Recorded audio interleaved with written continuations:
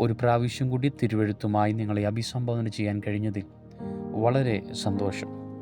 പ്രിയമുള്ള ദൈവമക്കളെ, യേശു കർത്താവിൻ്റെ പരസ്യ ശുശ്രൂഷയുടെ വേളയിൽ നയിൻ എന്ന പട്ടണത്തിലേക്ക് പോയ ഒരു സാഹചര്യം നമുക്കറിയാം. അവിടെ വിധവയുടെ മകനെ യേശു കർത്താവ് ഉയർപ്പിച്ചു. ഒരു വ്യക്തിക്ക് രോഗം വന്നാൽ സൗഖ്യമാകും എന്നൊരു പ്രതീക്ഷ നമുക്കുണ്ട്. രോഗം അല്പം കൂടി ഹോസ്പിറ്റലിൽ അഡ്മിറ്റാക്കിയാൽ സൗഖ്യത്തോടെ ഡിസ്ചാർജ് ആകുമെന്ന് നമുക്കൊരു പ്രതീക്ഷയുണ്ട്. രോഗം കൂടി ഐസിയുവിൽ കയറ്റിയാലും സൗഖ്യത്തോടെ മടങ്ങി വരുമെന്നൊരു പ്രതീക്ഷയുണ്ട്.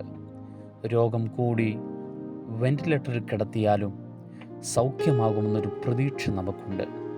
എന്നാൽ മരിച്ചുപോയി എന്നൊരു വാർത്ത കേട്ടാൽ അവിടം കൊണ്ട് പ്രതീക്ഷ തീരും.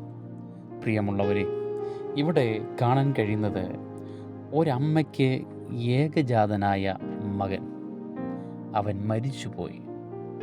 പ്രതീക്ഷ നഷ്ടപ്പെട്ട ഒരു വിഷയമാണ്. ഒരിക്കലും തിരിച്ചു കിട്ടത്തില്ല എന്ന് അവൾ വിചാരിച്ചതിനെ യേശു കർത്താവ് അവളുടെ മകനെ സൗഖ്യമാക്കി അവൾക്ക് തിരിച്ചേൽപ്പിക്കുവാനിടയായി തീർന്നു. പ്രതീക്ഷയ്ക്ക് യാതൊരു വകയുമില്ലാത്തൊരു വിഷയമാണ്. എന്നാൽ യേശു കർത്താവ് അവനെ തിരിച്ചേൽപ്പിക്കുവാനിടയായി.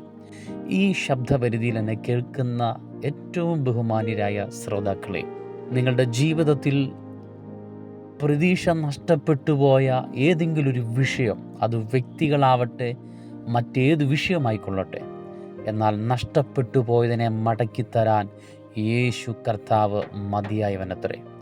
വിശ്വസിക്കുക. ഈ വചനങ്ങളാൽ കർത്താവ് നമ്മെ അനുഗ്രഹിക്കുമാറാകട്ടെ. God bless you all.